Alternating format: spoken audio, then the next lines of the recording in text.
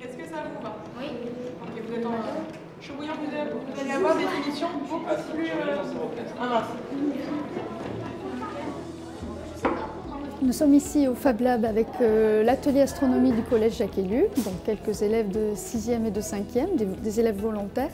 Ils viennent faire une maquette autour de l'astronomie, donc on doit maqueter la constellation Cassiopée. Donc ils viennent pour faire de la production. Alors un Fab Lab, c'est un laboratoire de fabrication, c'est un atelier partagé où on met à disposition à tout public des machines notamment à commande numérique, donc qui sont pilotées par ordinateur, qui grâce à l'aide d'un fichier 2D, 3D ou d'un programme permettent de usiner des prototypes et donc des objets. Le Fab Lab de CapScience existe depuis plus de 3 ans maintenant et est ouvert au public depuis 4 ans.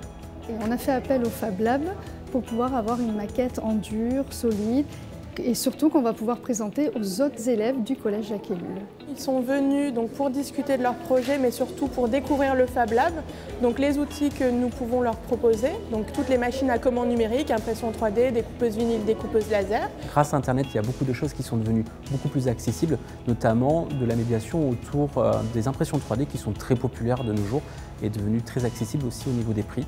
Donc ils s'y intéressent, ils sont de plus en plus technophiles et puis là maintenant ils peuvent les voir en action. Sur ce genre d'activité, le retour de la part des élèves est positif parce que déjà ils sortent du collège, ils sont ravis de sortir aussi de leur quartier, ils viennent à CapScience qui a une bonne renommée à Bordeaux et le Fab Lab. Le Fab Lab ce n'est pas encore très bien connu et eux ils sont ravis d'avoir un projet ici au Fab Lab.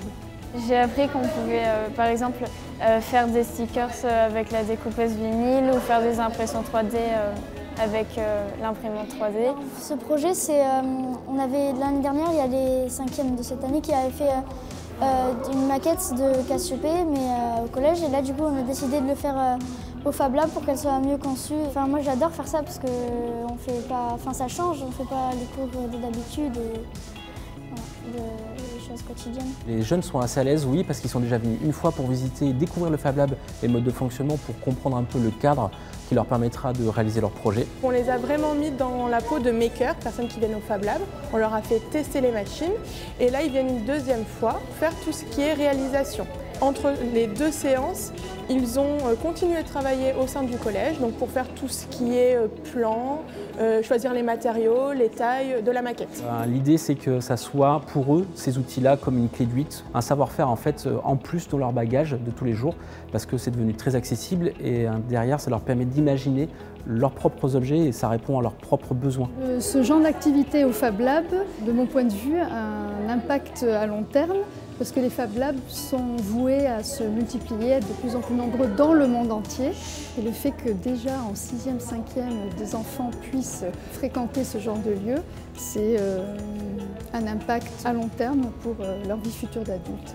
Nous sommes en partenariat avec le rectorat, donc on a vraiment un temps qui leur est dédié en semaine pour qu'ils viennent soit découvrir le Fab Lab, soit réaliser avec nous des pièces. La relation qui est mise en place entre les enseignants et le rectorat, c'est qu'il y a toujours des appels à projets en fin d'année scolaire pour l'année scolaire suivante. Nous avons une formation pour les enseignants qui vise à les aider à concevoir des projets autour de la fabrication et du numérique de manière assez transversale, donc pluridisciplinaire.